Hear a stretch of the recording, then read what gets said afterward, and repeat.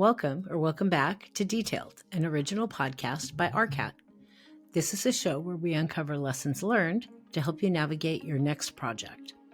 I'm Cherise Lakeside, Senior Spec Writer at RDH Building Science, and your host. My guest today is Ryan Jang, AIA. Ryan is a principal at Leddy, Maytum, Stacy Architects in San Francisco and the 2022 AIA National Young Architect Award recipient. He specializes in diverse building types, primarily learning environments in higher education, but also affordable multifamily housing and civic and adaptive reuse projects. His passion for working with clients and meaningfully understanding their values allows him to facilitate an inclusive design process in pursuit of collaborative and uplifting architecture. His buildings strive to be an exuberant expression of the communities they serve and sensitively responsive to their cultural and environmental context. Ryan's projects have been recognized with multiple local and national design awards, and he has been an invited speaker at several conferences and design juries. The project we are talking about today is the Walker Hall Graduate Student Center at the University of California, Davis, or UC Davis. Walker Hall at UC Davis is a striking example of adaptive reuse, transforming a vacant 1927 agricultural engineering building into a vibrant center for graduate and professional students. Once seismically unsafe and underused, the 34,000 square foot structure now anchors the campus core as a hub for learning, collaboration, and community. Now let's get into the details.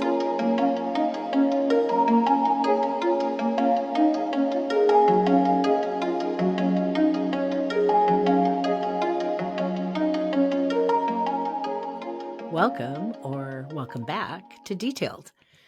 My guest today is Ryan Jang, AIA, principal at Leddy, Maytum, Stacy Architects in the lovely San Francisco, California, one of my favorite places to visit.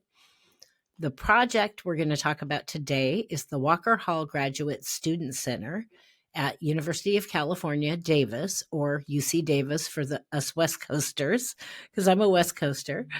Ryan, welcome to Detailed. How are you? I'm doing well. Thank you so much for having me. Excited about today and this conversation and chatting. Well, I'm excited to have you. And I have to admit, as I was putting the questions together, it's always such a struggle for me because I want to ask 500 questions. and I have to pare it down. And my producers are always like, Cherise, you're supposed to be trying to keep it in an hour, which I fail at miserably on a daily basis. So we have a lot to go over today. Absolutely. Typically start with an icebreaker question with all my guests just to warm us up and get to know you a little bit. And since we are talking about a university project today, I thought let's talk about school. So my question for you is, what skill or skills do you wish you would have learned in architecture school that you had to learn on the job? No, that's such a great question, and what a great opportunity for like me to reminisce, about when I was in school. It was more than 10 20 years ago now, but it really feels like yesterday. I went to Cal Poly, San Luis Obispo, just down the Central Coast here in California.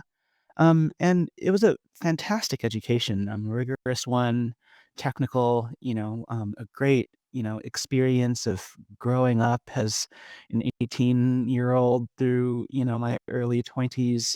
And, school doesn't teach you everything, nor should it, but it was, a really fantastic and a really great start. I guess with where I am, now maybe in my career as I guess you would consider it a mid-career professional, um, you learn all about design in school, you learn about the technical aspects, you learn about all of that, but, they don't really teach you or talk to you very much about how to run a business. Um, and, at Letty Made 'em Stacy, I'm fortunate to have, fantastic mentors and partners and colleagues to work alongside.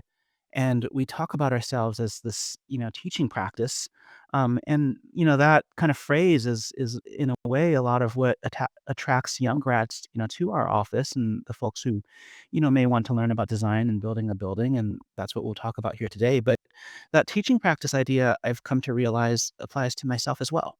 And so, it's both with regard to the designing of the building. I'm learning new things every day, but also the business side of things, and how to run a practice, how to sustain a practice, to keep things going, to keep the lights on, to attract and retain great folks to work with, and so on and so forth. And that really has been a learning experience, and something that I'm learning new every day. That was a bit of a loaded question on purpose, because I do a lot of teaching in our industry and a lot of public speaking. And if anybody were to ever ask me that question, my answer is always the same one. I wish that architects and engineers would have been taught more about actually delivering a project, not just designing it, but contract documents and being a spec writer. Yeah. Understanding what purpose your contract documents serve and where the risk is, and what you can and can't do contractually on a project. Because that's what I'm out there teaching all the time Well, for that years. also, that's a yeah, I would resonate. I agree with that completely. So let's talk about this project. This is an adaptive reuse of a vacant, seismically unsafe agricultural engineering building that was built in 1927. I can only imagine. Tell me what you had to work with at the beginning before you even started designing. What did you have to work with in this building, and what kind of condition was it in? Sure. I guess it's almost 100 years old, as you just recited the date there. So, this building is Walker Hall at the University of California's Davis campus. Um, and I guess, uh, just quickly before getting into the building, UC Davis, I've had a lot of friends and colleagues kind of go there. Fantastic school. It actually started as the University Farm, a satellite to then the only University of California, originally in Berkeley.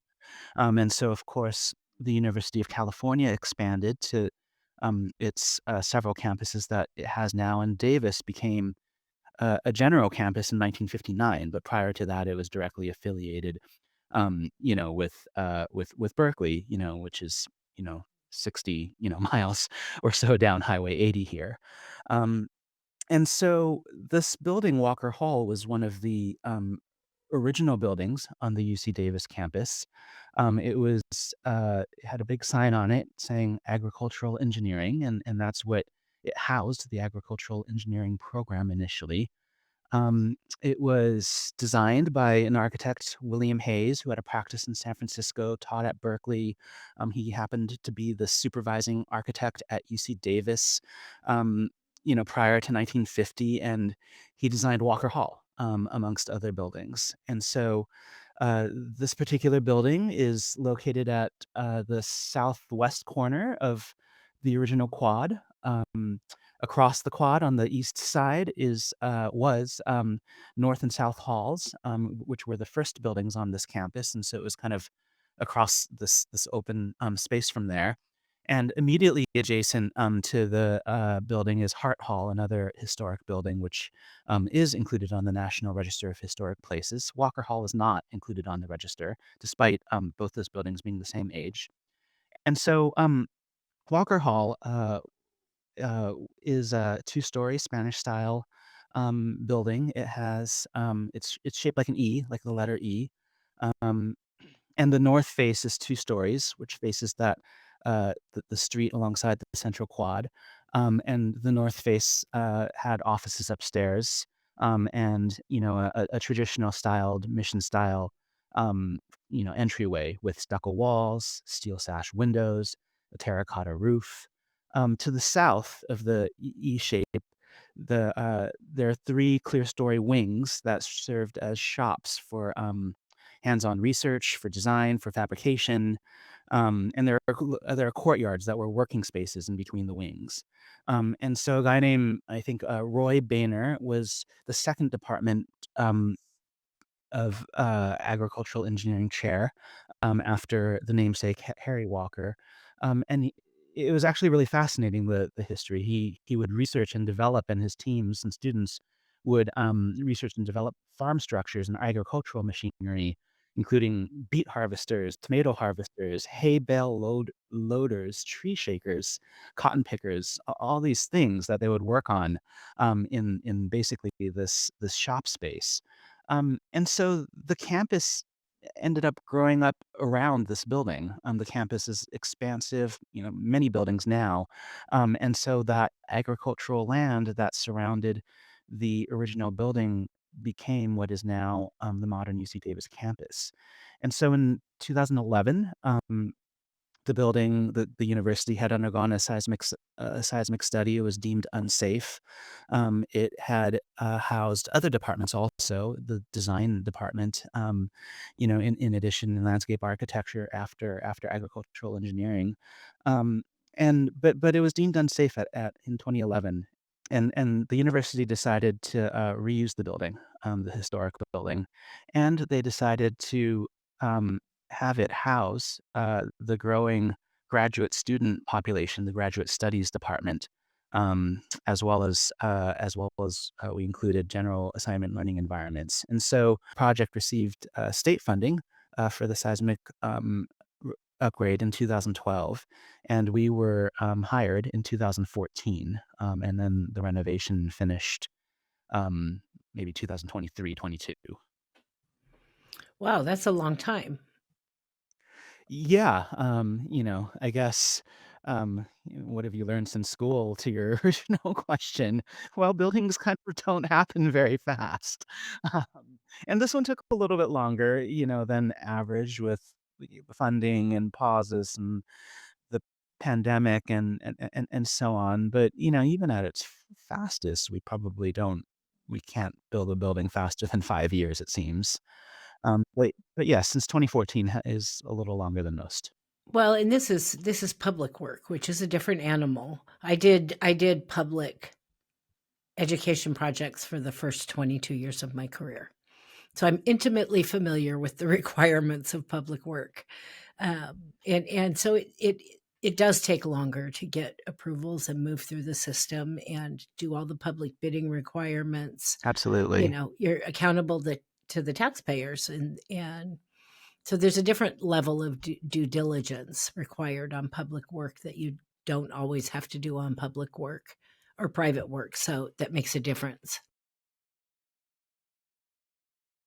So did they have to shut it? I'm going to go down a rabbit hole already. As first question, did they have to, because it was deemed unsafe, did they have to shut it down Yes. um, for Um, a period of time before they actually moved forward with this project? yes. So I think, I forget the exact year that they closed it down. My sister-in-law actually attended UC Davis, and she took classes as a design major in Walker. And that was in the earlier 2000s. And so I mean so they were using it, I guess at that point in time. But at some point after 2011, they closed the building. Um, and it remained vacant until we began construction in 2019, 2020.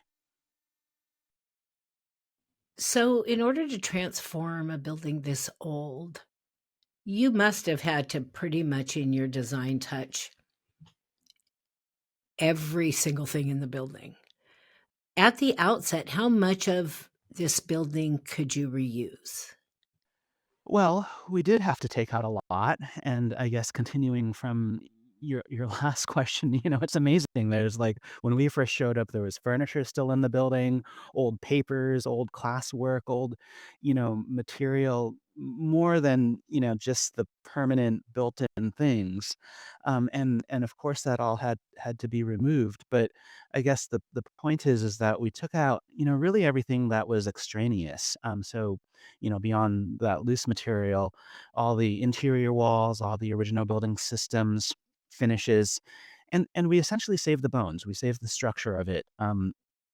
The concrete perimeter walls, the steel structural columns, which are also encased in concrete, the steel roof trusses, the second story structure, and we also saved the original entry doors, the original main lobby, which we'll talk about more in a bit, and that main lobby leads to an original staircase and skylight, which we saved. But everything else, actually including a full mezzanine in one of the wings, we removed and basically started over.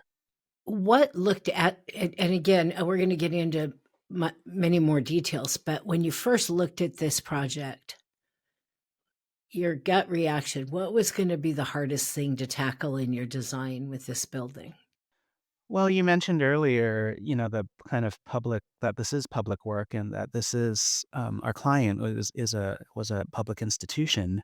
Lots of stakeholders, and so the most difficult thing when we started, and I think this is why they hired us in a way because of our sensitivity to it, was how we were going to fit everything they wanted to fit, programmatically inside this new building. And you can kind of extend those programmatic items, which is, the classrooms and the offices and everything, to also thinking about, new building systems, the new seismic elements, the new envelope upgrades. So really, when you kind of take it all, both the things that people actually experience as well as the support systems, the question is like, how do you fit all of this stuff into these existing walls and this existing roof? I mean, it's kind of a classic thing. You can't really change, the floor to floor heights. You can't really, I mean, you can add on to a building. That wasn't really an option for us in this case, but you can't, really push beyond what is already there, in a renovation project. Well, that's a great lead in to my next question. What did the programming imply? I mean, again, I did everything from kindergarten through university projects for 22 years. So I know what a programming and planning process looks like on a project like this. What did it look like for you on this project? And that, yeah, no, it's a great question. And that really is, that's where we started.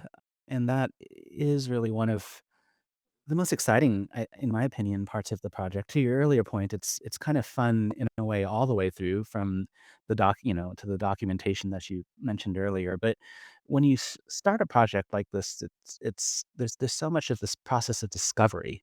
You really, we talk about beginning by listening, and we really try to do that. So this the university had determined that this would be the home for the graduate studies department. Graduate studies was previously in a taller, older building in the main administration building of campus. And so they didn't really have a lot of their own identity at the time. They had a place to go, they had their offices, but they didn't really have a home. And the graduate studies department serves over 7,000 graduate students at UC Davis, over 1,000 postdoctoral scholars, and, it's really the kind of home base for 100 different graduate degree programs across the university. And so, this is really the central hub for that population of students. The department guides and supports them, everywhere from when they are admitted to the program to them finishing the degree programs. And so that overall department, has different sub-departments in it: academic, financial, personal and professional support services, as well as all the spaces for the students themselves, and offices for the deans and administrators and and so on. And so basically, the second floor of the existing building, was dedicated to offices for the folks that I just described, and then we kept most of the ground floor for more public use. So the ground floor houses, the actual graduate student association and the doctoral scholar association, and so a lot of that program involves meeting rooms, study rooms, quiet spaces to write, counseling spaces, and some of the larger spaces were a graduate commons and an event kitchen. And then separate from graduate studies, the university wanted to include general use classrooms. Those are some of the most public and some of the biggest spaces in the building. So let's start with the site. It's very common for me to just work from the outside of this design all the way to the inside. I read in some of my research and the information that you sent me something about a new walker promenade and 2 landscaped courtyards. What did you have planned for the site that you were responsible for in this project around this building, and what'd you do Yeah, there? and that was a big aspect of the project too, which was the exterior area and the site around it, and that became one of the most surprising things, at least to me personally, about the project. So, originally I described the history of the building and the campus and that this building that the campus really grew up around this building. And so the north face of the building, facing that quad, facing the other historic building with its traditional entry, was formerly the front door, if you will. And the back spaces, the kind of legs of the E-shaped building, were really the shop spaces, and they originally faced farmland and agricultural uses.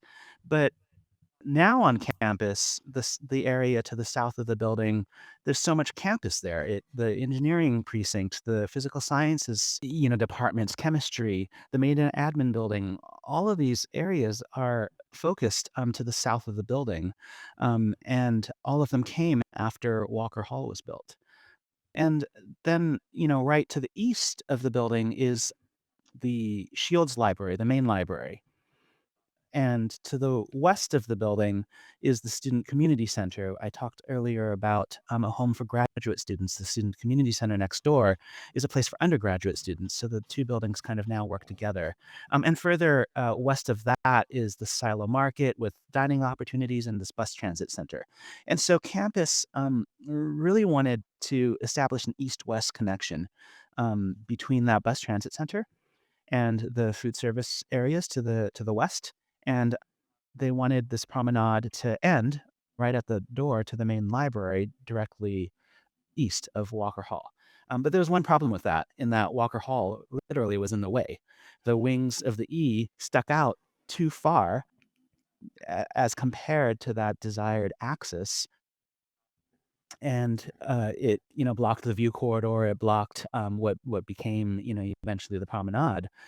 And so not only were we trying to fit all this program into the existing building, the university came and said, well, we actually need to shrink the building.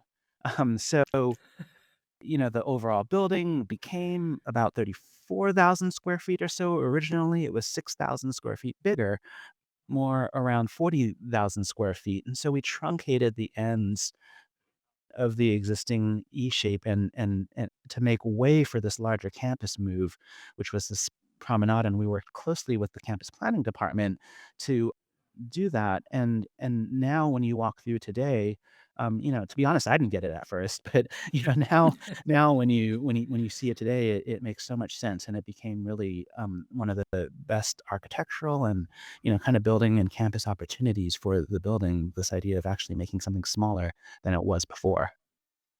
Well, I would imagine that would be pretty challenging to have this, this whole building and all those buildings that came up around it obviously came up at different times over the history. And yeah, now you're reformulating this building, and things probably don't face the way you wanted them to face, or in the way of the progress that happened around it. So I can imagine that was not an easy thing to figure out. Yeah, we really gave the building a new front door in a way. I mean, we preserved the historic entry, and plenty of people still come in and out through the north, but so much of the energy, so much of the comings and goings, both through the building to the departments within, as well as for the campus as a whole, so much of the action happens on the south now, and that sort of flip was really transformational. And I think an example of how a building, even though it's there, can kind of change the nature of the campus beyond its own walls.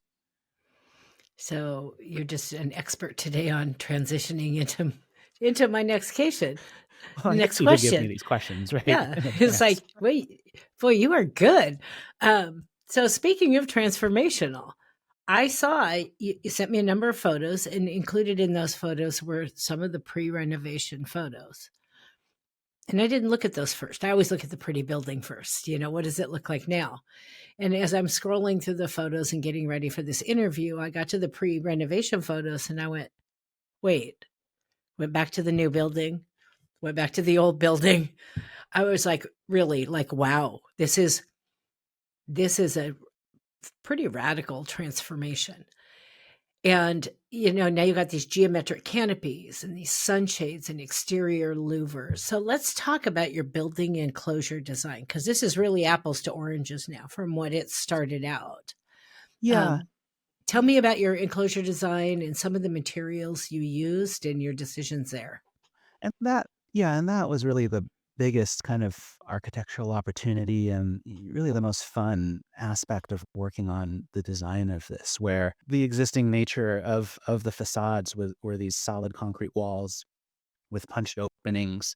But the facades that faced directly south barely had any openings to them at all initially. And then we literally cut off those existing ends. And it's a little bit interesting. We cut off the ends to allow for the width of that promenade to come through. And where that happened to make the most sense was directly through an existing window. And so if you look at the photos, it's a little bit, it's not a straight cut in a way through the existing wall. It's a cut that kind of jogs because there was a window there, and we use that as an opportunity. I guess I should say that our approach to transformation, you know, was a little bit unique.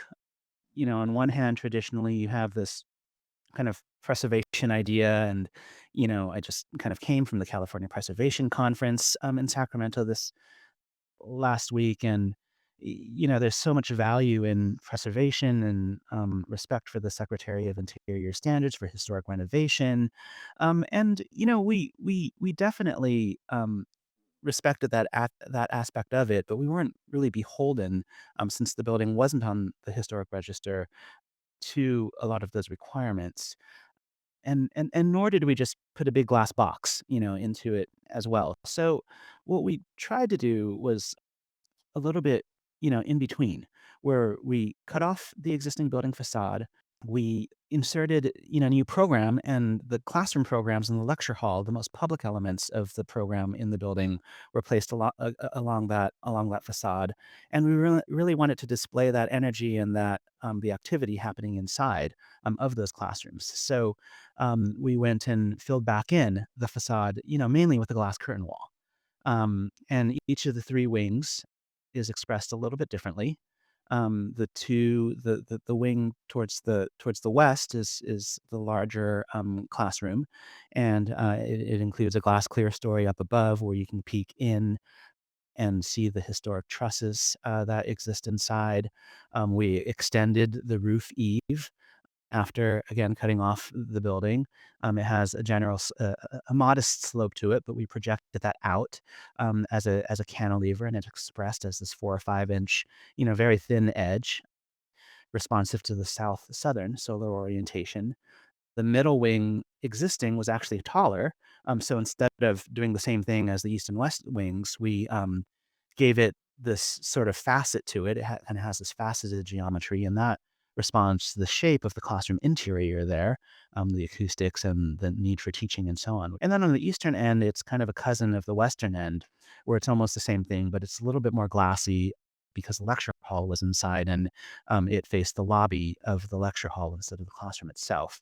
So we tried to do this thing where each of the wings was similar, but, a little bit different from one another. And, back to that, idea of context, we didn't really try to mimic what was there or anything else, but we did try to compose the facades in a way that was deeply referential to what was there before. So the new mullions, kind of the curtain wall system, respect the proportions and line up with the existing steel trusses.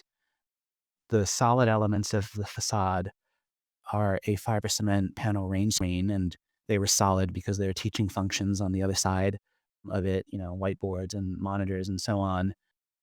And, we tried to proportion those elements, in a way that respected the existing board form concrete.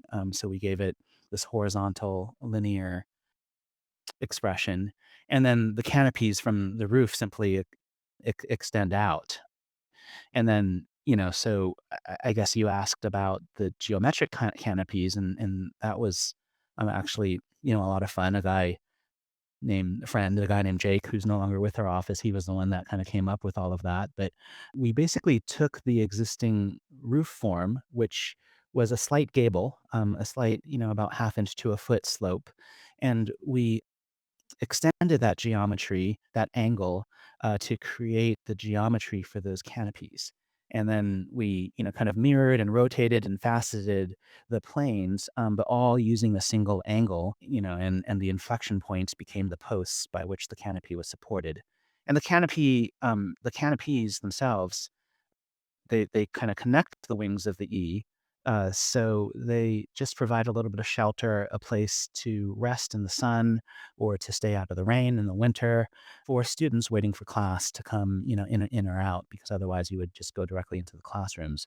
And, they also kind of connect to the middle wing, which contains the restrooms, and so if you're coming out of class and you need to use the restroom, it just sort of connected some of the outdoor programs that might in another building be otherwise inside.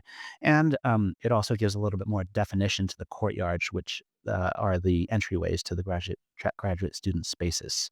Schools can be less so these days, but feel very institutional. And because they are institutions, but I always love when somebody takes a material and kind of gives it a little extra pizzazz, a little personality of its own. Yeah, and those geometries, I mean, it almost is shaped the way it's shaped just to, and you coming from a building science background and specifications background, we simply just needed to drain the surfaces. So Yeah. so, you're creating a roof and, you need to make a drain out of it, and we wanted to direct the water, and some of the photos show, planted areas, with bench seats, underneath the canopies, and so we wanted to direct the rainwater to those planted areas.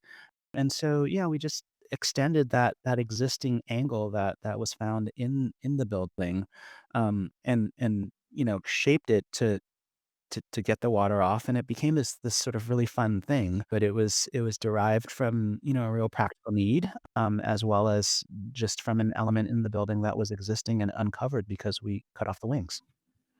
So I'm curious. I'm looking at some of these canopies, and it's hard to tell because I specify products all day. So I know that there's all kinds of products that they can make look like wood from a distance, but aren't necessarily.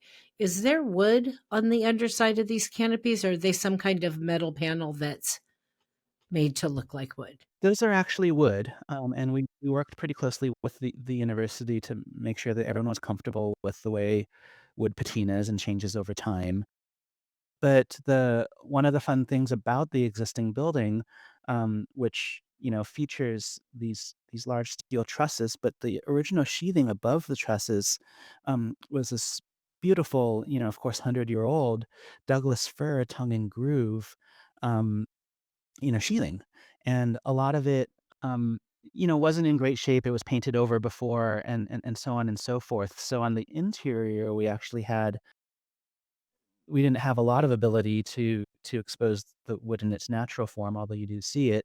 But on the exterior, starting with those eaves from the classroom eaves, we took, and recreated that tongue and groove, Douglas fir, wood element as a soffit, and then we extended that to the canopies as it's sheathing and framing. So the canopies are pretty simple, with a wood and steel structure and just a really basic roof on top of it. Again, back to the idea of a public institution, the project did have a budget, um, and Yeah. and we needed to, be economical in our choices, but it was, an area where we could have a little bit more fun, at least with the form of it.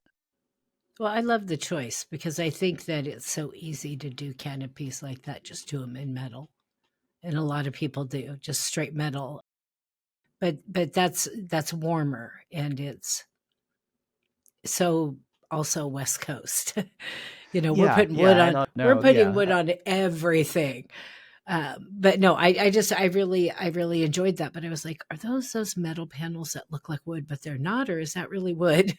So I had to No, ask and you that have question. to, yeah, I mean, we had to do the research to specify the right products to stain and seal it and make sure that our client, the university, was okay with the inevitability that the wood, will change in its appearance, over time. Right. It's not something that affects it structurally. And, there are downspouts and gutters and other ways to collect the water, even though it is still, obviously outside. So one of the things in your description that I mentioned at the beginning was the original building was deemed seismically unsafe. It's probably start of the beginning of what kicked all this off, back at that time. What did you have to do structurally? I mean, you pretty much said that you've largely gutted it, but kept a lot of features. What did you have to do in your new design structurally? And again, West Coast seismic is the be all to end all. What did you have to do to make this building seismically safe beyond what was there?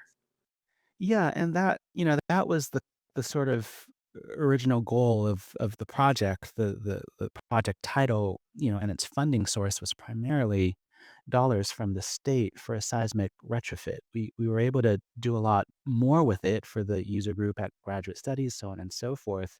But, the core task was the seismic renovation. So that is where we started with our structural engineer partners for LLSessor, who were fantastic. And, so they looked at the building, its existing geometry, its existing construction, the kind of era that it was from. And again, it's not, structurally concrete, but the exterior walls are made of concrete. The structure is steel encased in concrete, and then the steel extends over as the roof, as roof trusses. So it's a combination of steel and concrete. The challenge here was the main challenge to the existing building itself was its shape. I keep talking about this E-shaped building, and the E shape inevitably involves a lot of reentrant corners, inside corners. And this produced an eccentricity structurally. And the building would tend to have too much torsion. It would tend to twist in a way that wasn't good for it in an earthquake. And so it was really the interior corners of the E that was the first focus for the seismic retrofit in strengthening those corners. And so we introduced some discrete and small concrete shear walls alongside the existing concrete to kind of hold it all together, and concrete pilasters, which are in addition to the existing, concrete or steel. Concrete encased steel columns to reinforce them at the corners. And then from those corners and from those new rigid concrete elements, there's a series of straps and plates and struts that strengthen the connections and drag those forces, to the horizontal roof diaphragm, which we put new plywood on.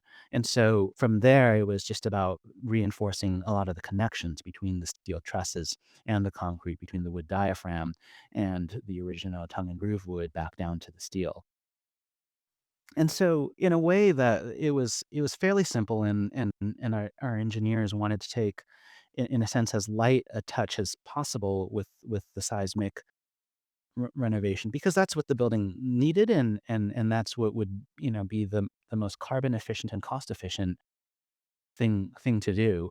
Now, to support all the new elements, that was, kind of another story altogether also, where since we truncated the building, we were leaving those ends even more exposed. And so there we introduced these buckling restraint braces, these V-shaped braces that are steel braces, steel tubes that are filled with concrete, and the concrete is able to resist and dampen the force, the lateral force from an earthquake and compression, while the steel, of course, is very strong in tension. And so, a buckling restraining brace, you don't need as many of them as with traditional braces, even though they are more expensive. So we had three of them basically at the ends of the building to reinforce it there, and you can see them, especially in the lecture hall wing. What kind of roofing system do you have in the building?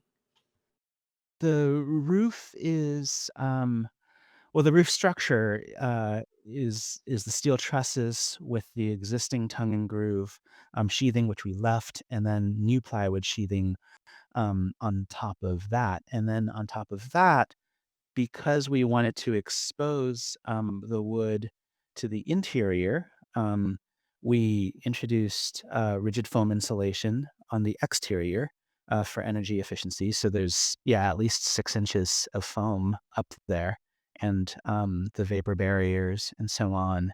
And then, a built-up roof system, that was specified and is a university standard, appropriate for a low slope roof.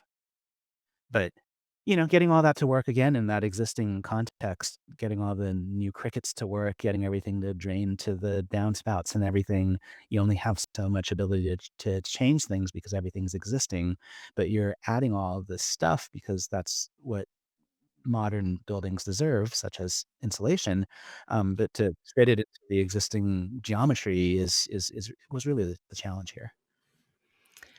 I can only imagine, and I find it interesting that I'm getting more and more of this adaptive, major adapt, not just kind of adaptive reuse, major adaptive reuse projects. I'm hearing more and more. Whereas earlier in my career, the choice was often to rip it down and build something new.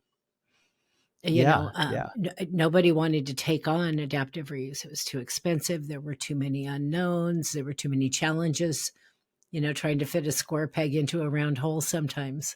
So I find it, it's much more sustainable Right. if you can use as much as you can of an existing building and make it new again. Yeah, and I think, I mean, maybe we'll get to this later, but it has to do, I mean, at least with our office's prioritization of thinking more and more about carbon, both embodied and operational, and thinking, about, with our clients, of course, whether it's a university or someone else, but about whether the highest and best use of the building is to reuse it, whether it's to tear it down or whether it's to, retrofit and add to it. And we all have those choices, and there's the program, there's the cost, from the cost in dollars, but there's also the carbon cost.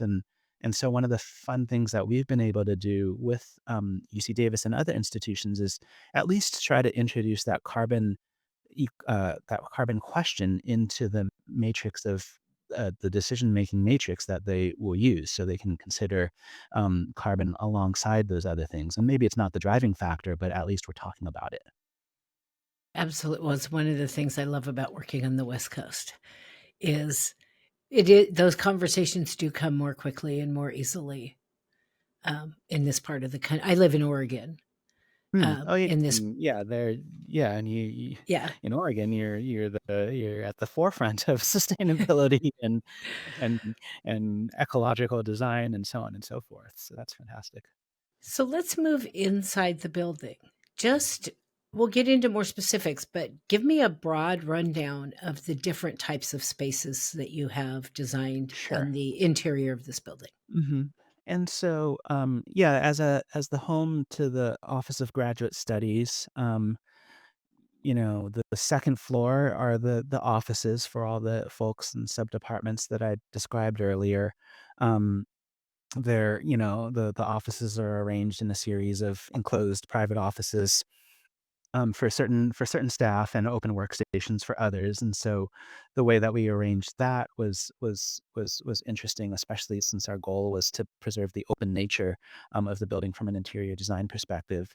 But then, moving downstairs, that's where the graduate association spaces are. And so, there are, more offices, but also their meeting rooms, their study spaces, their multi-purpose spaces. One of the larger spaces is this graduate commons space, just, like a university union or something, a space. I mean, I don't know if they closed the doors to undergraduate students, but, in conversations from the beginning, the Graduate Student Association really wanted a place of their own. for students of that demographic, and a place for them to hang out, to have social events, to study. And there were so many spaces on campus for undergraduates, but despite there being 7,000 graduates on campus, at least before this project, there weren't as many spaces for them. So that was the primary focus of the ground floor, in addition to the general assignment classrooms. And there, um, as it is now, we talked a lot with stakeholders about how to teach, about how to learn, the technology and the orientation of those classrooms to move more from traditional learning models to active learning and so on. And so that was another learning experience, both for me and for all of us who worked on the project, to think about pedagogy and those things in that way. So there are two. One of the active learning classrooms seats 100, the other seats 80 students, and then the third is a lecture hall that holds almost 200 students.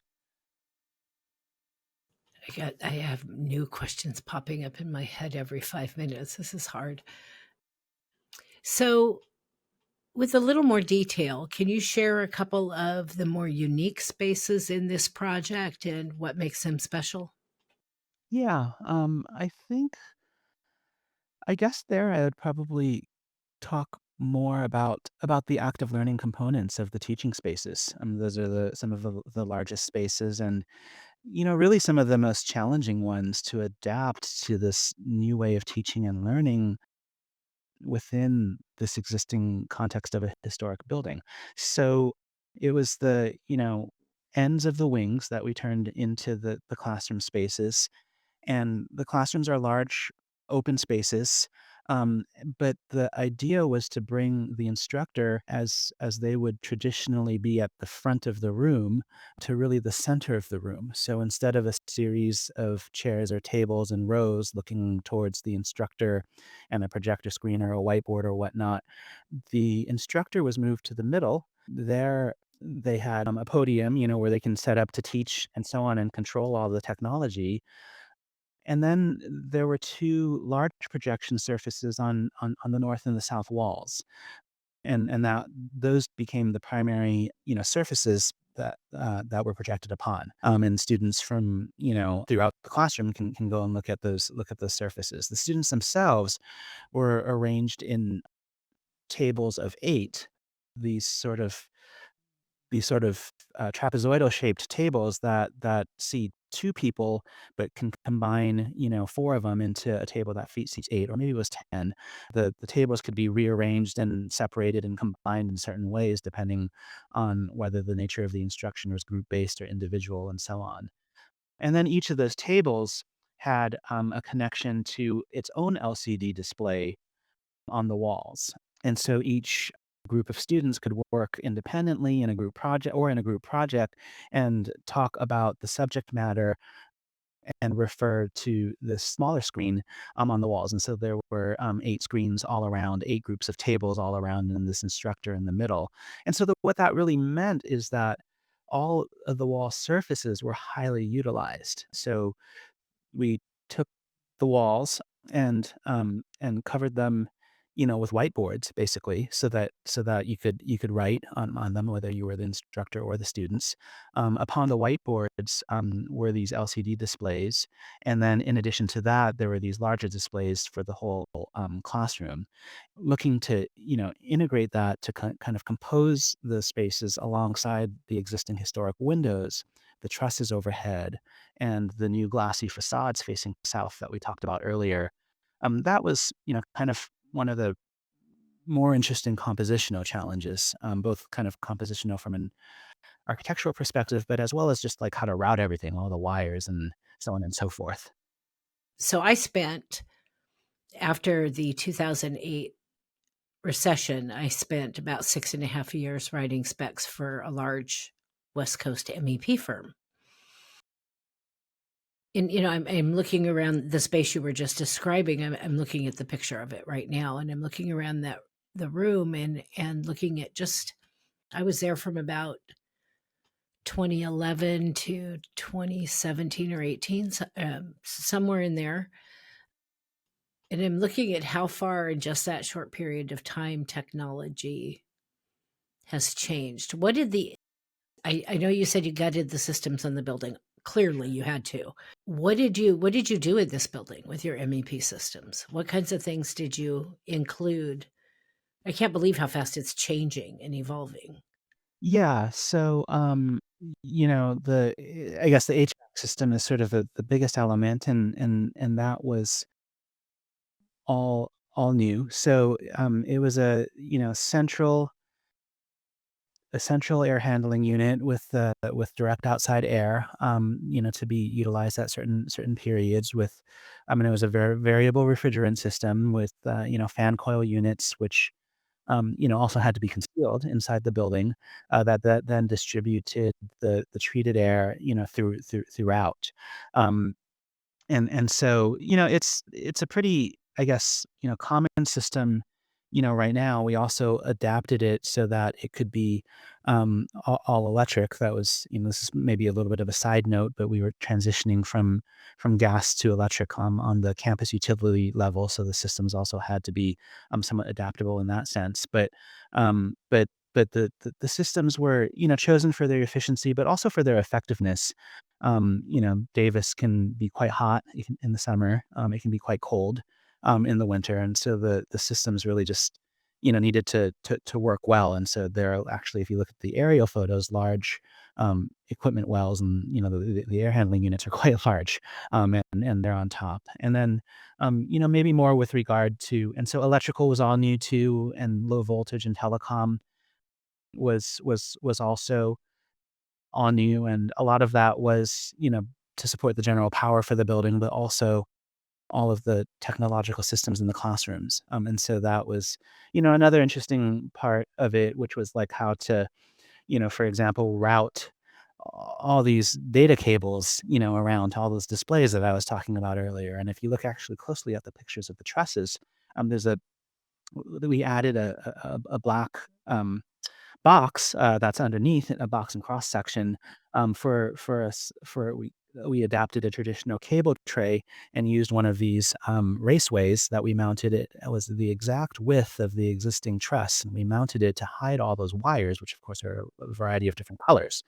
And that's how we routed all the wires to all the displays and so on. So you didn't, see a whole bunch of wires running throughout the existing space, especially since we didn't have the benefit of a suspended ceiling in most of the building. And that's what was jumping out at me is I was looking at this and I'm going, okay, looking at this particular room, but I'm assuming it's pretty typical throughout. These are high ceilings and there's a lot of technology. Where are you hiding it? Because, that everybody loves a good suspended ceiling to hide all the stuff under.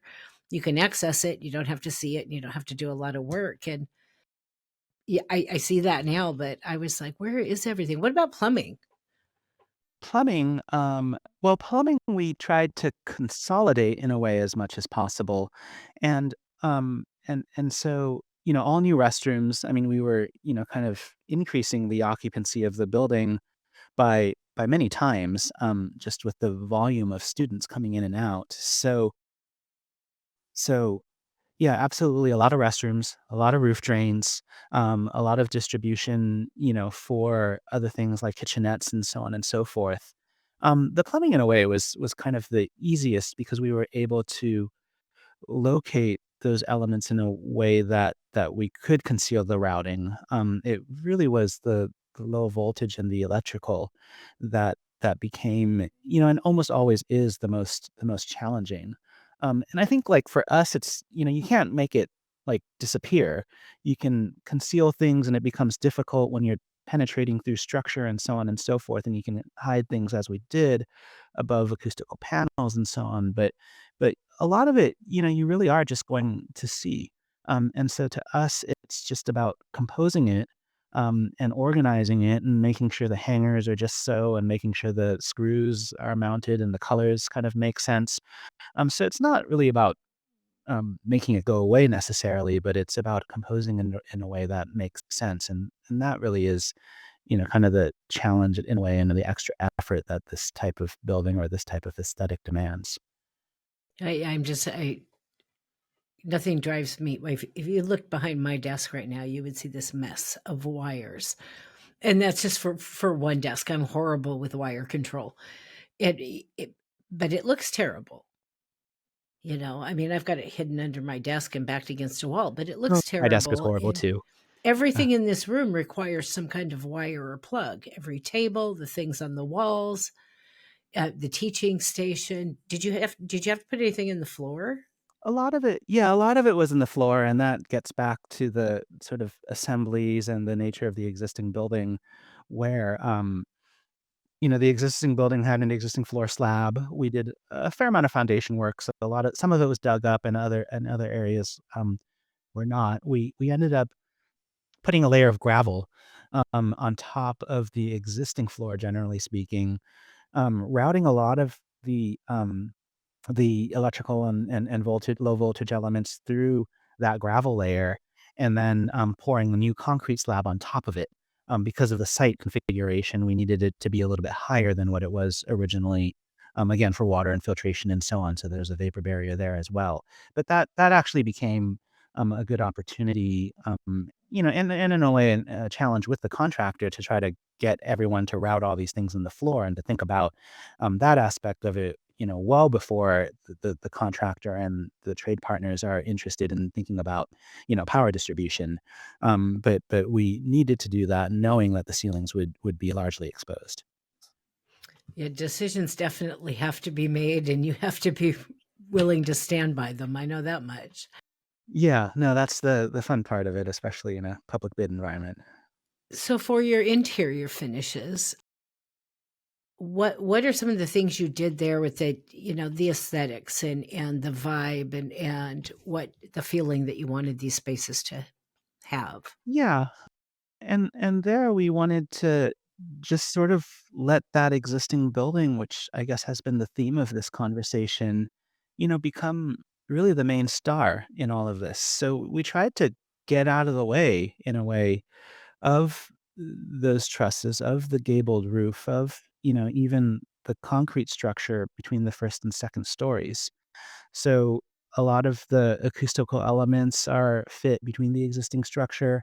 For the office configuration, again, there was this mix of enclosed and open spaces, and we had all we introduced all the enclosed offices, or most of them, into this, kind of spine inside the building, this like kind of tube running east-west, and that tube is, clad with, these curved, green painted MDF panels, but that is a low volume within the overall space. It's about, 10 feet tall, while the ceiling is much taller, and so we, consolidated all the enclosed spaces within that central tube, gave them interior windows and everything to get that borrowed light, expressed that tube, with that MDF finish in the paint color, and then really allowed the open spaces, such as the cubicles and the open offices, to fill the perimeter, such that we were able to preserve the overall volume of the space.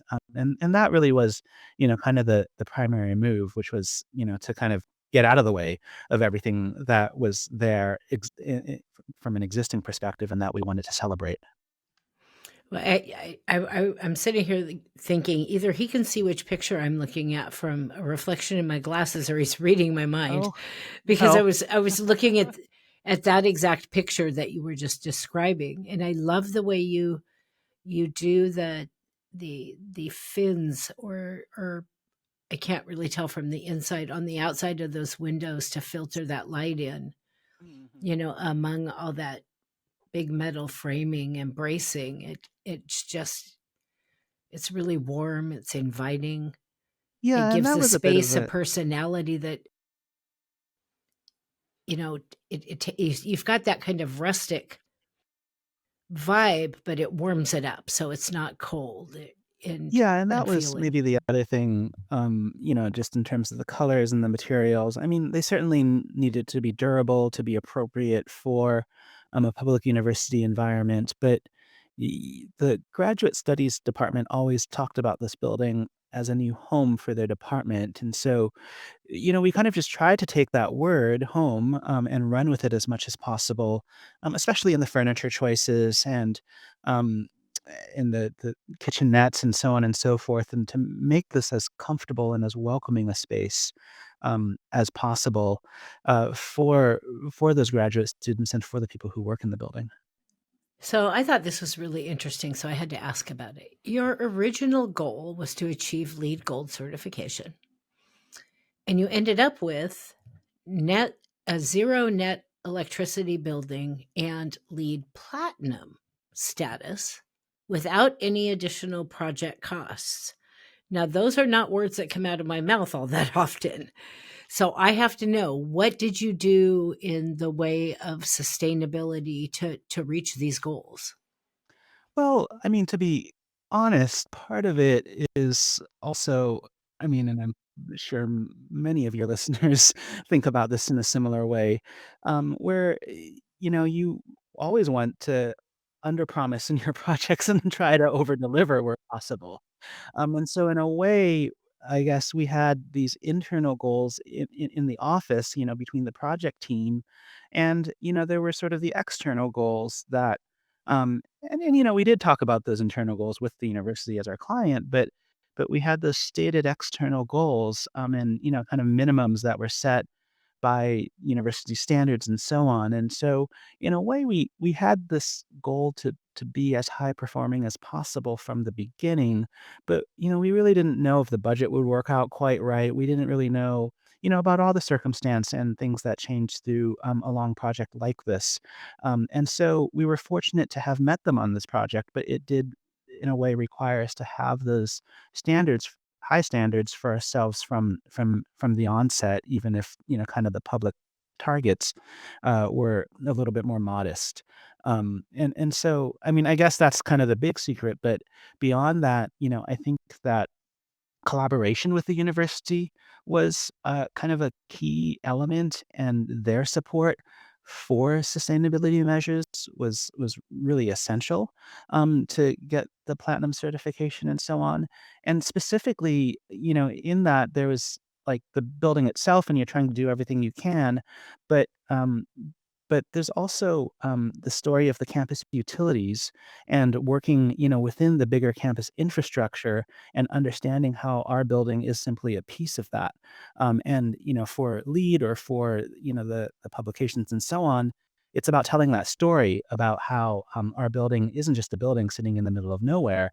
It's really this kind of interconnected system, and for us to learn about that, to kind of literally tap into that from the perspective of utilities, but to tell that story became really important. So, for example, we didn't have photovoltaic panels on top of our roof of the historic building, but UC Davis does have this immense PV farm, this solar farm on land that they own, and so we were able to dedicate literally a section of that farm to provide the power for our building and take advantage of that in the energy credits for LEED.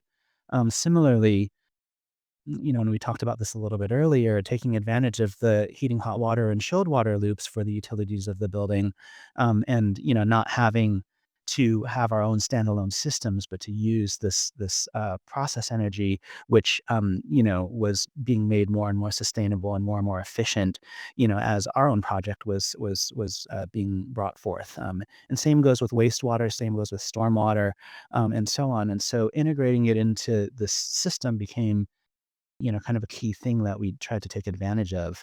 That, and we talked about this a little bit earlier, but, you know, kind of emphasizing the carbon emissions and carbon kind of reduction measures that we were able to use by reusing the building, of course, instead of building a new building. And we knew this intuitively when we started the project in 2014. But now with like C-Scale and other companies that are out there, we can talk about carbon and analyze it really in our buildings in a much more sophisticated way. So we were able to do so after the fact, as compared to even when we started the project. Kind of to your earlier point about how the industry has changed over the over so quickly, especially recently. Well, and I love that you could incorporate all of those things without adding to the project cost.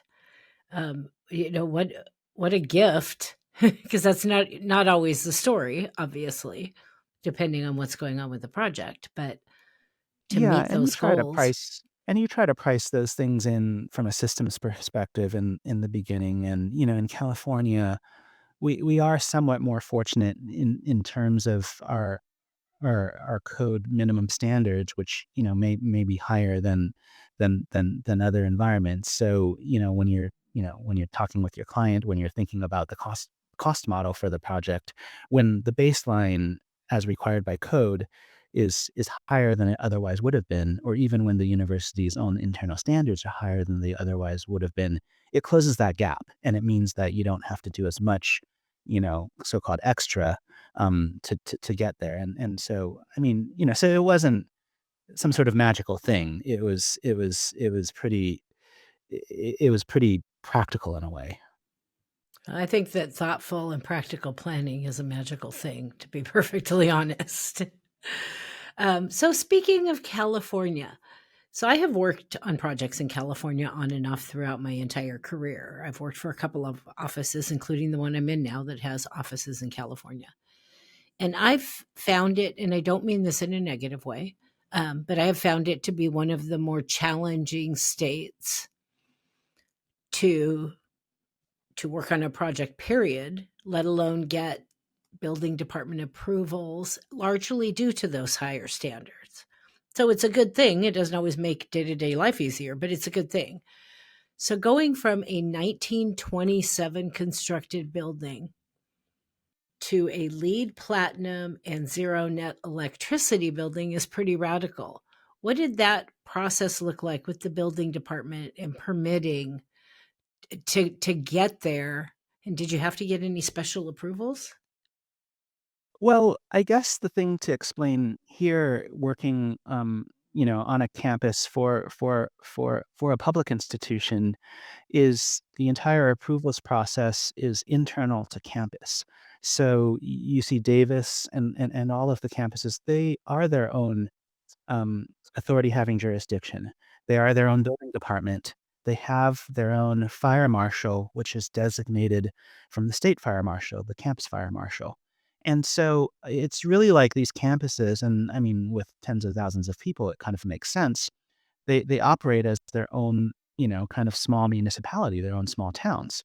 Um, and so, that doesn't mean that, you can't, you still have to follow all the codes and so on and so forth. And to your point, there are so many more standards that the university has, in addition to code baseline.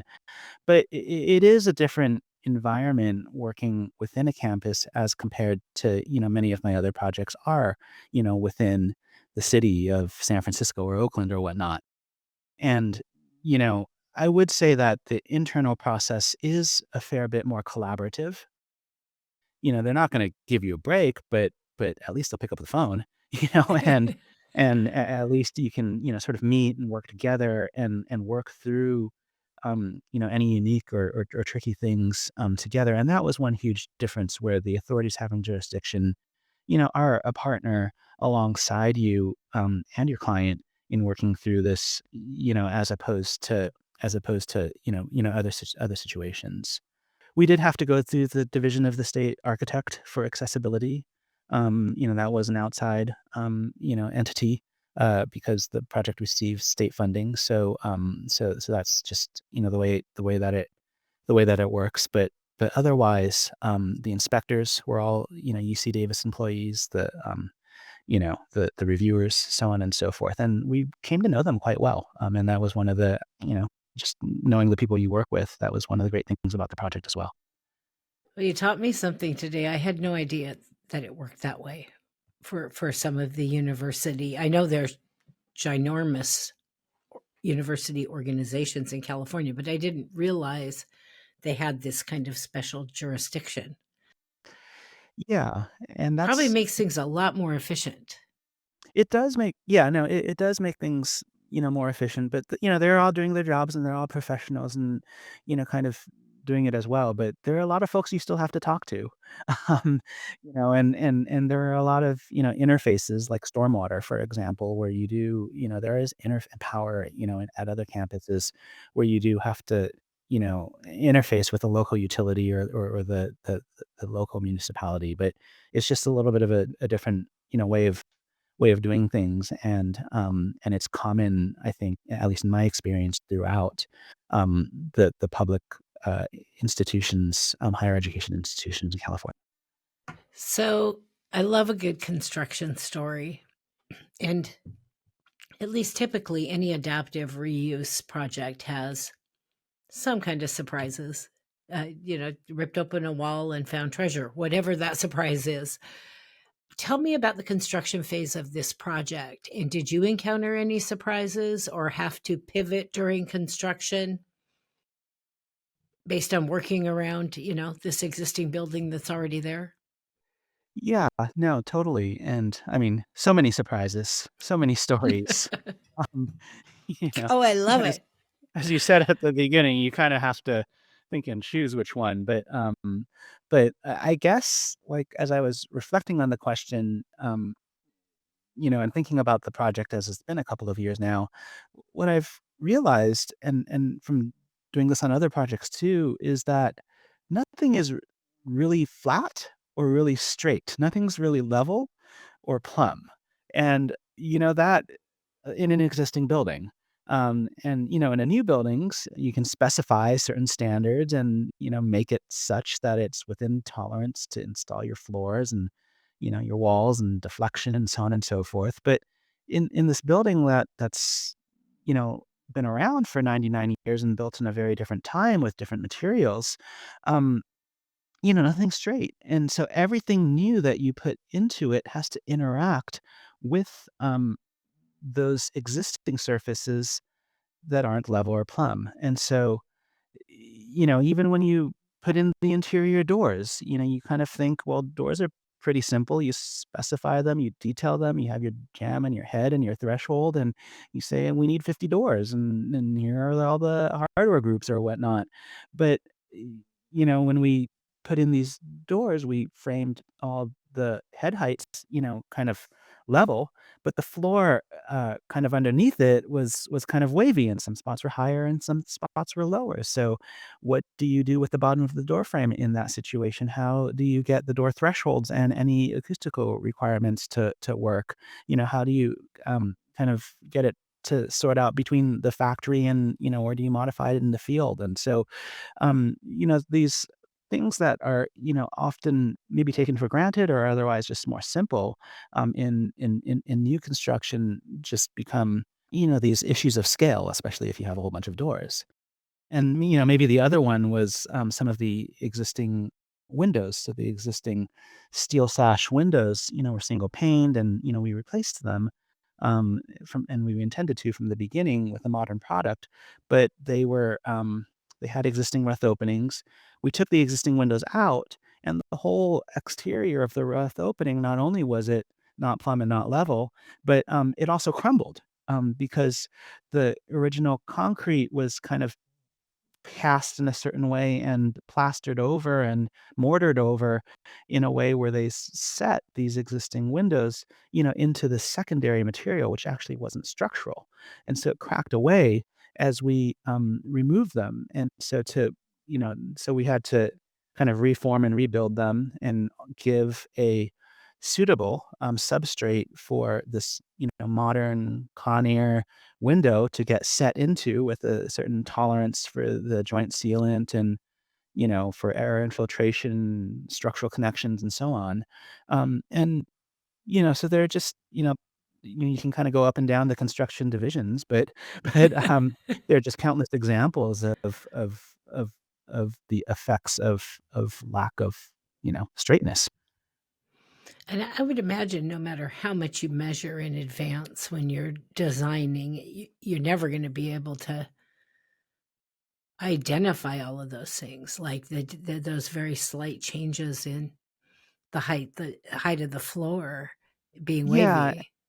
And, and again, things have changed a bit since, we started the project in 2014, and now, we do remodel work fairly often, but now we can, pretty economically get a company to come in and take a cloud scan of the existing building and we can kind of capture all those imperfections, y- you know, um, in our digital models and we can account for them a little bit better in this particular case, some of that technology wasn't really around, or it was, maybe more expensive back then, and some of the public procurement requirements of having contractors go in early and, in hindsight, if we were able to clear out the building and do some of the demolition in advance or whatnot, that would have been, you know, a bigger advantage for the overall construction project earlier, but the public contracting laws required that we, have one contract for construction, so on and so forth. So, there are some procurement, issues around that too, which aren't always kind of physical in nature. No, and nor would it be fun, so. What did you learn from this project in particular, that made you a better architect on the next project? Yeah, I guess, and that's a great question, and, I think I guess I mentioned a few things that are probably more detailed in nature, but I think that now after seeing the building in use after a couple of years, one of the things that I'm amazed by is how much it's used, how many people, whenever I come to visit, come in and out of those classrooms, come in and out of that graduate commons. It really is this, public space, at least to the university. And so, what I've also come to realize, I guess, is, um, just how diverse the people are that come in and out, different majors, different backgrounds, different, ages, different life experiences, and so on, but also, diverse in terms of neurological diversity and like physical ability. And so, as an architect, both in school, back to your original question, and in practice, we do our continuing education. We, try to meet the ADA standards, and we, design to those codes. But we weren't super explicit about this from the beginning of the project, but it did come at the end of it to form some of my own thoughts around universal design, around equity of access for space, and creating, in an environment that can be as welcoming and as broadly accessible to, to the diverse range of the human condition, and so we did think about some of those things, in the beginning, particularly around equitable access, especially within the historic building. We, removed some of the front steps, from the historic entry, offered, a sloped walkway, instead. Tried to We put a new elevator in the building, and that elevator was directly opposite, just mirrored across from the existing historic staircase, so that the, kind of path from the first to second floor was, as equitable as possible, whether you could use the stairs or not. So you kind of turn left and you go to the stairs, you turn right and you go to the elevator, and you kind of meet back up at the same place up top. The elevator was not hidden off in the back somewhere. Similarly with access to the stage from the lecture hall and so on. And so, I've had the chance to work on projects where some of those goals since then were more explicit. But as I reflected on it, thinking about everyone coming and going through Walker Hall, and thinking from the beginning just about how public a space it was, thinking about accessibility in a different way beyond code, but really as a design opportunity, was something, that I learned and do try to think about more in every project, regardless of the program. I love that answer. I mean, I had an architect bring up something to me recently, been around a while. So there's not, even if I don't know all the particular details about something, there's not a whole lot I haven't at least heard about.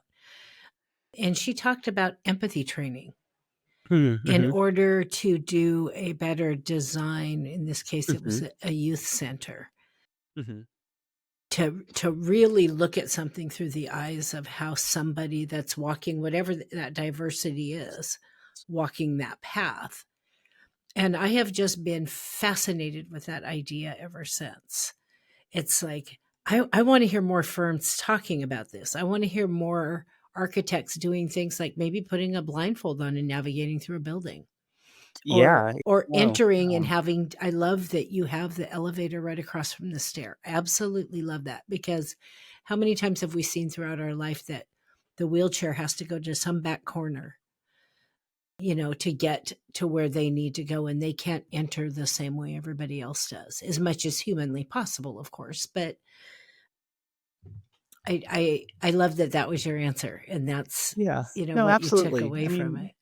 there's so many things that really, like, aren't in our control, as designers and architects, so Right. many things in the world. Um, and, we can control certain things, like the products we specify, certainly.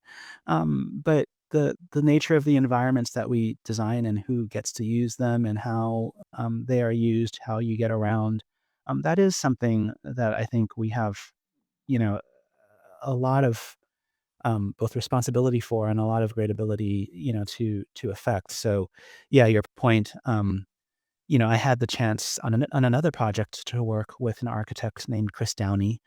He lost his sight. He's a local architect in the Bay Area. He lost his sight some number of years ago, and we're working on a project together. And I've been able to learn so much from him through the course of working on this project. But moreover than that, I think where I learned the most was just literally walking around with him, and to have him, kind of walking alongside me to experience space together and to navigate that space together. That's not necessarily so far a part of my own lived experience, but we all grow older too, so it very well might be one day. Um, but to think about it from his perspective was you know, really educational, really informative. I I I think that should be a part of. I'll just make a list of all the things I think should be a part of your education before you ever get to go be out in the real world. He's another guy you Um, should interview also, actually, Chris. well, send me an email after this, and I'd be happy to talk to him. Um, so before we get to my two closing questions, this is your chance to toot your horn a little bit. What's next for Letty, Maytum, Stacy? What can I look forward to calling you about later and saying, "Hey, come back and tell me about this one"? Yeah, no, thank you for asking that and the opportunity. We are a mid-sized practice of less than 40 architects. Most of our work is local in San Francisco, in the San Francisco Bay Area. And really all of us came here to work, myself included, 12, 13 years ago, um, because of the mission-driven ethos that our practice, espouses and, kind of is focused on. And that happens, really through a variety of sectors, but each and every project really gets to these issues of equity and access in the broadest sense, and, climate change, and, really working, through these individual projects on what I feel like are some of the biggest issues and the biggest challenges that our societies and our communities face, as a whole. And so because of that, none of our projects are really boilerplate. I was just talking about Chris and the project that we're working on together. Um, is a remodel of another existing old building that was not straight at all, in its construction, and it's this old building that the University of California at Berkeley decided to make into their disabled students program. And so that's been, a fun one. It just opened, just a few weeks ago. My partner is working over at Stanford on the Martin Luther King Institute, a small space, again, a modest space that houses Dr. King's papers. We're working and we're just finishing up a couple of community centers, our first mass timber projects. One of them is this gateway to McLaren Park in San Francisco, the second largest park in the city. The second one is in Oakland at Mosswood Park, another historic place, and we're having a lot of fun with that building technology and thinking about wood a lot.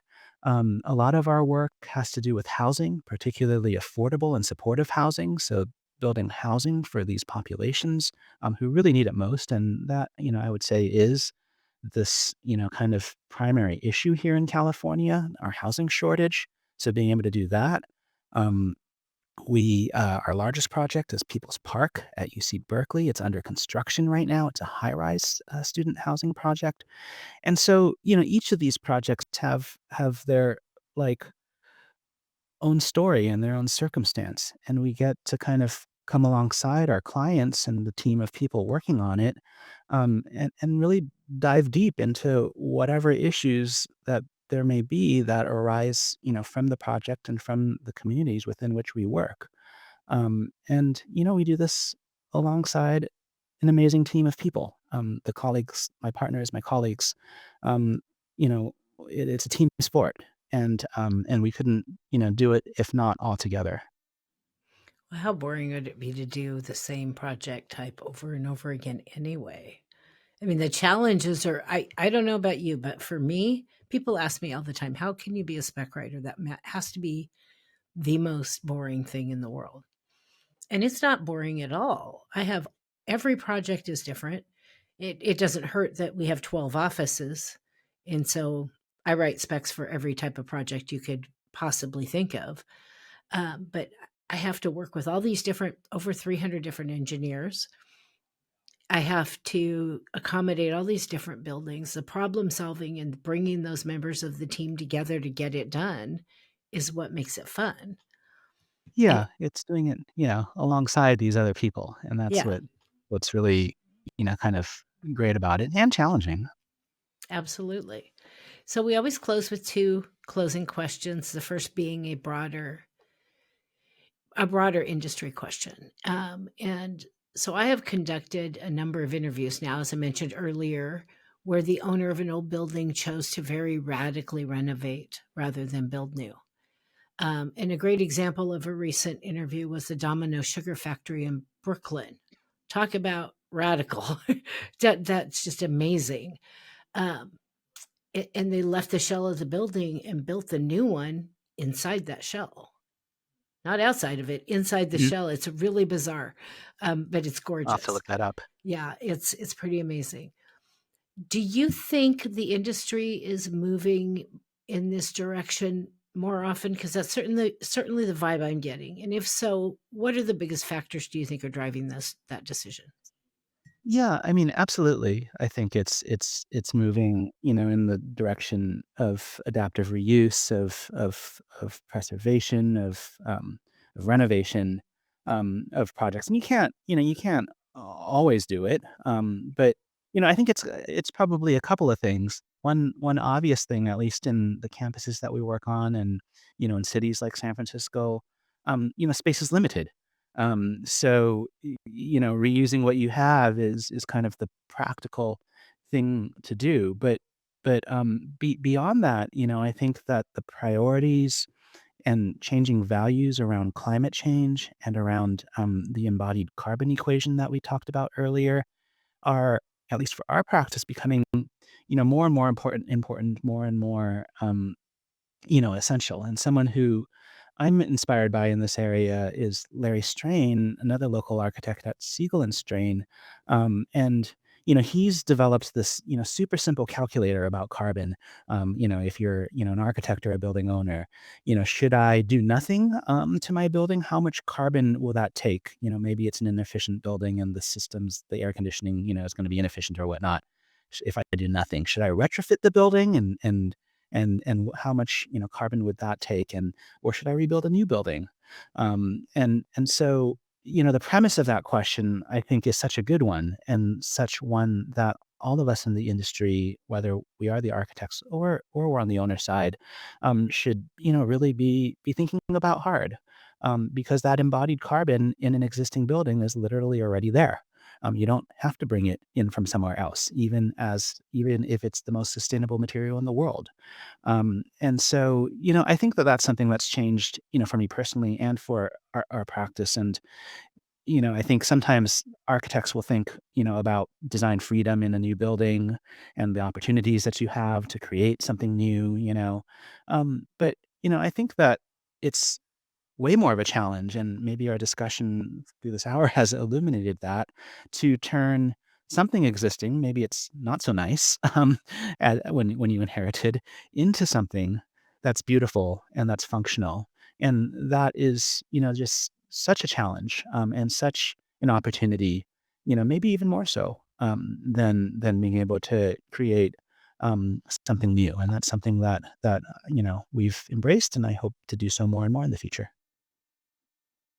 I kind of feel like I definitely think any kind of renovation or adaptive reuse is going to be more difficult. It's just the nature of what it is, but I think the ultimate success is when you can take something that's old and tired and run down and work within what that project tells you it wants, not necessarily what you want, and make it a beautiful thing while still honoring what that project is or and its history. And on a campus especially, people are very emotionally attached to their Oh, campuses totally. Yeah. and would not want to lose that piece.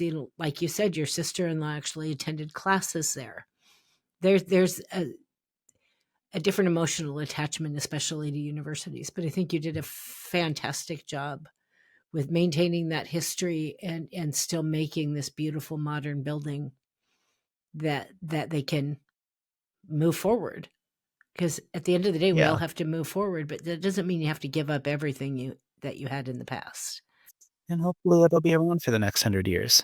We'll see. I think it has a pretty good chance. So final question, sarcastically, I'm saying this, the easiest question of the day. I hope we all want to live or hope to live a life that leaves some kind of contribution to make this world a better place. I cross my fingers for that. Personal or professional, what do you hope your impact will be? Yeah, and, I think I mentioned this at the beginning. I feel like in my mid-career, I've, done some things so far, and, hopefully, we'll have opportunities to do more, for the next years and decades and projects and so on. I just saw recently that Chuck Davis, the founding partner at EHDD in San Francisco, passed away. I had the chance to meet him, but also to hear from him at last year's Monterey Design Conference, and it was this, great reflection on his career and his work and everything that he's done. So, I guess the simplest answer is that, and you kind of alluded to this, is that if I have the opportunity just to keep working and doing what I'm doing, in big or small ways, for a career that lasts years or decades more, that'll be, just enough, and that'll be great just to be able to have that opportunity to have practiced, for that long. And, I think beyond that, our office and my career, my life has been, focused here in the San Francisco Bay Area. It's the city that I grew up in, and I'm privileged to be able to practice, in the city that I grew up in.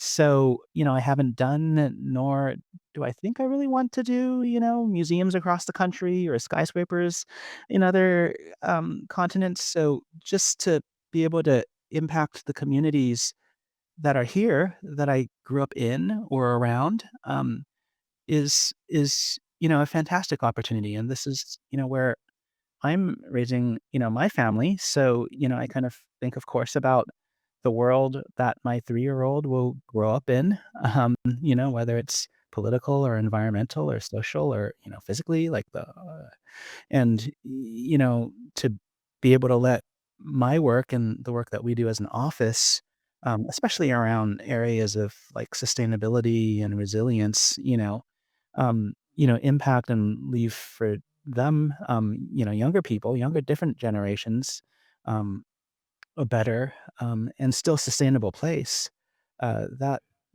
would be all I could ask for. I think that's a just as important as doing big famous museums or, I mean, I actually think it's probably more important, to be perfectly honest, because having that kind of goal is like you said, affecting the community that you live and work in, and who is not connected to their own community. what your how your community lives, how your city works, how what people like, what's important to them, and being able to help bring that forward for your children to come behind you and hopefully do even better than you did, in my opinion, is the highest calling, and not whether you have this big award for some 500 story Starchitect building. Those are beautiful too, but you have an opportunity when your goal is directly around you to affect that every single day. Yeah, and there's so many different paths that all of us could take, and I enjoy hearing and learning about all of them, and I guess that's one of the fun things that you get to do for a living. But yeah, no, it's I have to say this little podcasting adventure that I never ever thought I would do has almost fed a childhood dream for me. When I was a child, I wanted to be a writer, and I wanted to travel all over the world and write human interest stories. I wanted to do exactly what we're doing right here. I wanted to talk to other people and dig a little deeper than what everybody sees on the surface, and get the story. Now, my stories happen to be more about buildings, but I get to know every architect I get to talk to. And I love doing this, and I learn so much, and I get to meet these amazing people. I need to put a call out on LinkedIn that I'm going to be at AIA, and anybody I've interviewed, if you're at AIA, come by and say hi to me. Oh, yeah. How many So, episodes have you done? You'd have, like, a long line, I probably something. 100, obviously we have some unreleased ones, but we're probably somewhere around 145 or 150 Oh, that's fantastic, in the and last 3 years. Yeah. So, so many stories and such diversity of buildings and personalities that you get yeah. to talk to. Well, I That's pretty much 99.9% of the time feel like I made a new friend at the end of every one. And that's good enough for me. Hear a well, great that's a story, goal. learn Yes. something, and connect with a new human. I like humans. Ryan, it's been an absolute pleasure to have you on the show and chat with you today. Um, I say this to some guests, but I don't say it to all of them. But my door is open, and you're welcome back anytime Oh, uh, I appreciate to it. come talk about another project. And it was a great interview, packed full of really awesome information. So I really appreciate you taking the time to chat with me today. And thank you for having me and for the opportunity to share. It's, like you said, nice to make a new friend. Absolutely. Thank you. Thank you, Cherise.